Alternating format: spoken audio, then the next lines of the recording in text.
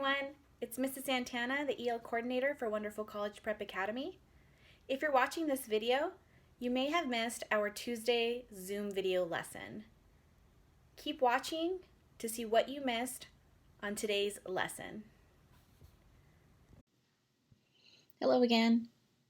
Here's Tuesday's edition of Designated ELD.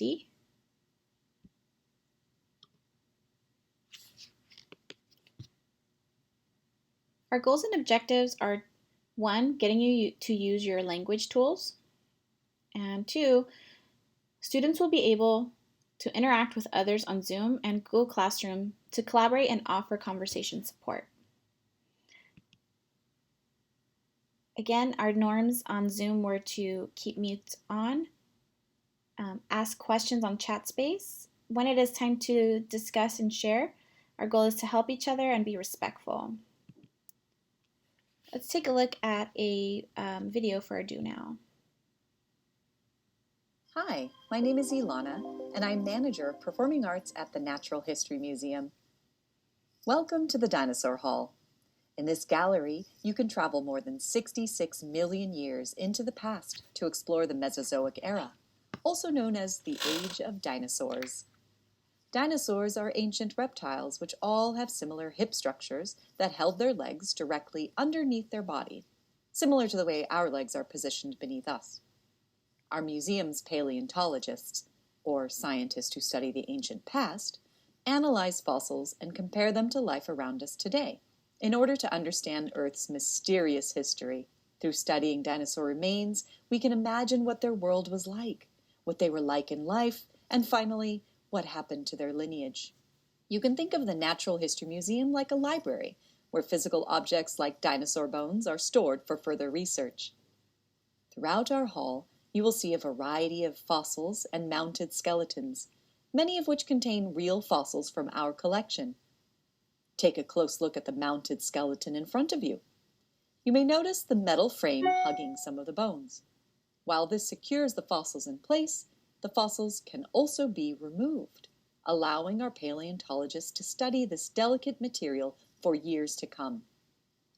You can find videos throughout the hall of scientists collecting and studying the fossils you see in the hall. You can also visit our Dino Lab on the second floor to watch real paleontologists preparing fossils for the collection, and you may even be one of the first people to see these ancient clues revealed. In front of you is a small sample of the diverse fossil collection from our Natural History Museum. Take a close look at this wall. What type of fossils do you see?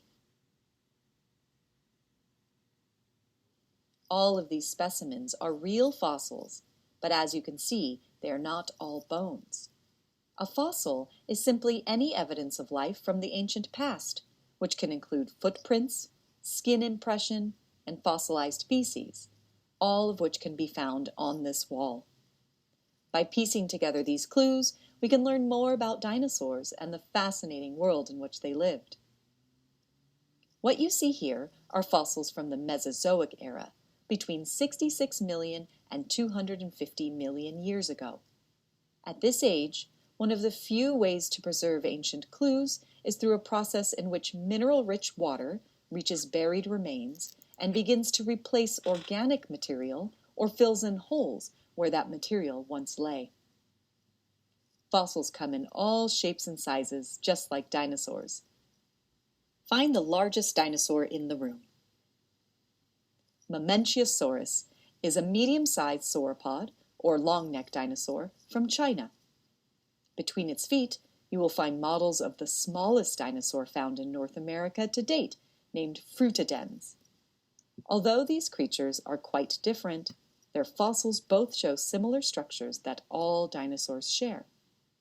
We may never find all the dinosaurs in the world, but the clues we do find help us bring these incredible creatures to life. Dinosaur fossils make up just some of the fossil material found from the Mesozoic era. Other specimens, like fossils from plants and other animals, help us better understand other aspects of the world of the dinosaurs. As dinosaurs ruled the land, marine reptiles like this ruled the seas. Our specimen you see on the wall is a plesiosaur known as Polycotylus that swam the ancient seas of Kansas. This particular fossil gives us insight into the growth of baby marine reptiles. Take a look at the jumble of bones in its midsection. These bones are not digested or chewed up, so we know it wasn't this animal's meal. They are also identical to the bones of the larger animal. This evidence tells our museum scientists that these are the bones of the plesiosaur's unborn baby. Polycotylus showed scientists that plesiosaurs gave birth to one large baby, very similar to many mammals.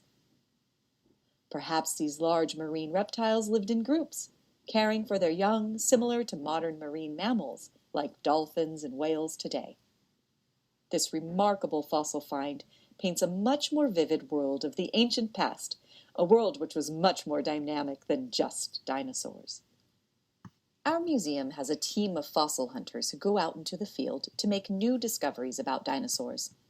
By continuing to discover new fossils, we are better able to refine our understanding of dinosaurs and their prehistoric environments. On the floor, we have a set of backbones from a large sauropod, one of the long-necked dinosaurs. They were excavated out of the rocks of the Utah desert, and they date back to the late Jurassic period, about 150 million years ago. Fossil hunters start by prospecting, searching for fossils in wide-open badlands, looking closely for any signs of new fossils sticking out of the rock. Dinosaurs roamed the entire planet, but their remains are only preserved in specific rocks, such as those found in the Midwest United States. Once a fossil is discovered, the work begins. The video was taken at one of our quarries in southern Utah during the height of summer. A harsh environment that requires hard work and determination.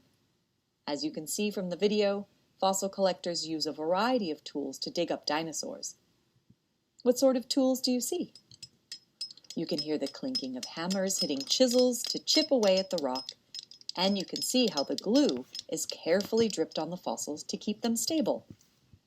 Once the edges of the fossil have been defined, our fossil hunters secure it in a protective plaster jacket, the white part surrounding the fossil, for the bumpy ride home. Visit our Dino Lab on Level 2, where you can observe fossil preparators working on some of these recently discovered specimens. Tyrannosaurus rex is arguably one of the most famous dinosaurs. Our museum is one of the few places in the world where you can see a growth series for T-Rex. In front of you are Tyrannosaurus specimens representing different years of life. We're able to tell the age through rings of growth seen in the bones, much like tree rings. The smallest individual was a 2-year-old Tyrannosaurus. This small, long-legged dinosaur would have run down small, quick prey. At this time, a Tyrannosaurus would begin gaining 5 pounds a day on average. The next biggest individual was a 14-year-old Tyrannosaurus. These were the awkward years for the king of the dinosaurs. Many animals, dinosaurs included, don't grow body parts at the same rate. This growth makes them look a little disproportionate. It's because of this that some scientists thought this specimen was a separate species from Tyrannosaurus, known as Nanotyrannus. Our scientists now know that this isn't a separate species, rather a rex in its teen years. The largest individual, known as Thomas, was a 17-year-old Tyrannosaurus. Thomas was found to be 70% complete, making it one of the most complete dinosaurs discovered. Fossil evidence tells us that Thomas was still growing. This enormous predator was a subadult, not even fully grown yet. Our trio helps us better understand the growth of one of the ancient top predators and glimpse into the life of one of the most famous beasts that ever lived. Dinosaurs ruled the planet for close to 160 million years. However, 66 million years ago, more than half of life on Earth vanished. Looking around this hall, most of the animals you see went extinct. Clues suggest a meteor impact, volcanic activity, and climate change may have played a role in the disappearance of these giant reptiles. However, not all dinosaurs vanished. You may even see dinosaurs alive today. By studying the ancient past, using our collections, we can better understand the natural world. Take a close look at the velociraptor skeleton and compare it to the skeleton next to it.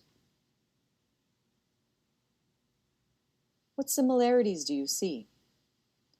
Scientists have found many features in the skeletons of dinosaurs that can only be found in one animal living today: birds. You may see that the velociraptor has hooks extending from the rib bones. In front of the ribs are large breastplates connected by a thin bone. Underneath Velociraptor, you will find a hollow fossil bone, three-toed footprints, and finally, behind this exhibit, you can find a fossil showing preserved feathers. All of these features helped one group of dinosaurs take to the sky. Birds are the only members of the dinosaur family that survive today. If you step outside, you can see hummingbirds and finches, crows and hawks, all of which are living dinosaurs. Although we see a great diversity of birds all over the world, the extinction of the non-avian dinosaurs like T-Rex and Triceratops allowed a new type of animal to grow and succeed. Some small mammals survived the mass extinction and thrived in the absence of the dinosaurs to display the great diversity we see today. This includes us, humans. With our unique abilities, mainly our incredible intellect, we can look into the ancient past to help us better understand the present and shape our future. The large dinosaurs of the past may be extinct, but thanks to their incredible fossils and the scientists who study them, we can imagine what they were like in life and reconstruct their ancient world. All right, so with this video, hopefully it activated some thinking about dinosaurs. In today's lesson, I want you to follow what we've been doing every Monday. Take a look at what we see in our picture. And then take a minute to create a sentence. What is in this picture?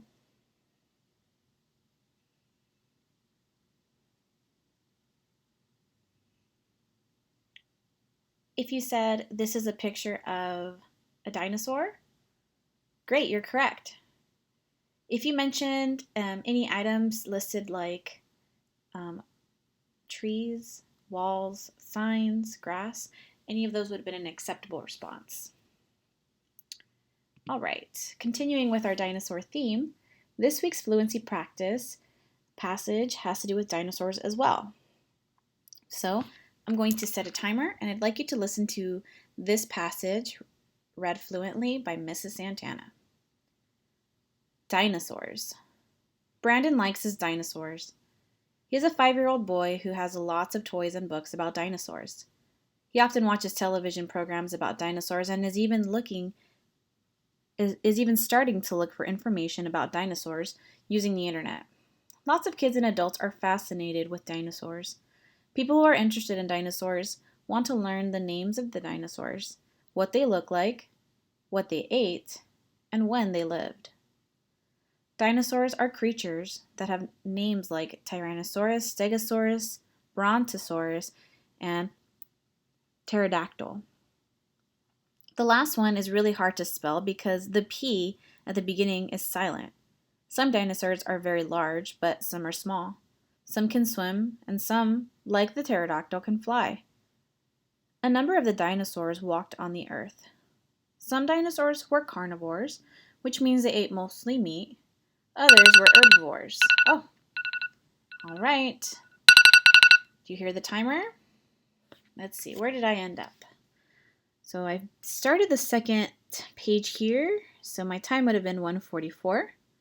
Don't forget, if you believe that you can do it better, time yourself 2 more times and put your best score on your Google Classroom assignment.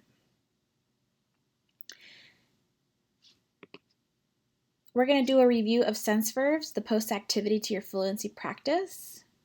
Again, sense verbs describe one of the 5 senses: sight, hearing, smell, touch, and taste. So in your examples, if you describe how a dinosaur looks, how maybe one of the characters in this passage felt or feels about dinosaurs. Sounds, tastes, and smells. I realize that taste and smells might be difficult sense verbs to come up with in your assignment. So if you'd like, you can stick to the first 3 options and come up with examples. So let's talk about look. When I'm thinking of sense verbs about the passage or this picture about how dinosaurs look, it would be acceptable to say, oh yes, dinosaurs looked enormous, large, intimidating. Any of those that describe how a dinosaur may look or how you might feel or the character in the story might feel. Let's take Brandon, for example. In the passage, Dinosaurs, Brandon likes dinosaurs. He's a 5-year-old boy who has lots of toys and books about dinosaurs and often watches television programs, and he's even starting to look for information using the internet. All right, now let's say we are on our Wednesday activity, and we wanted to describe the way the dinosaur looks.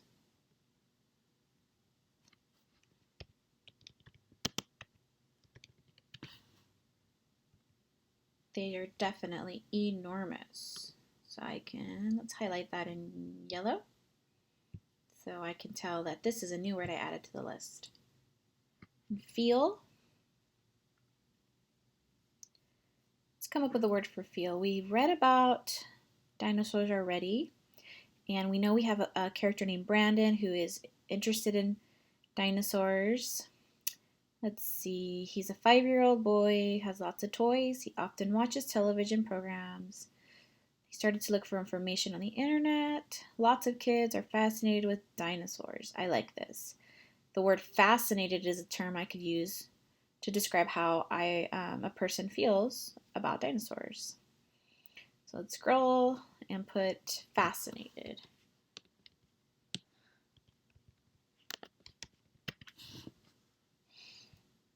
There we go. Fascinated. Let's highlight this as well.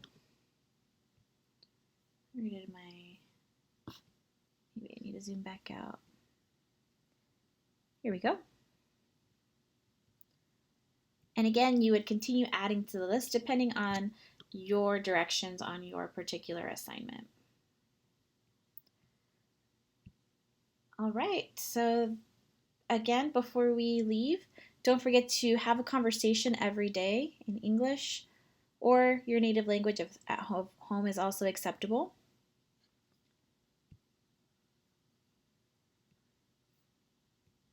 Remember to look for your language icons, which look like this on your assignment. Your meeting times are subject to change, but we will be meeting every Tuesday and Thursday on Zoom, which you can find the link on Google Classroom and on Dojo.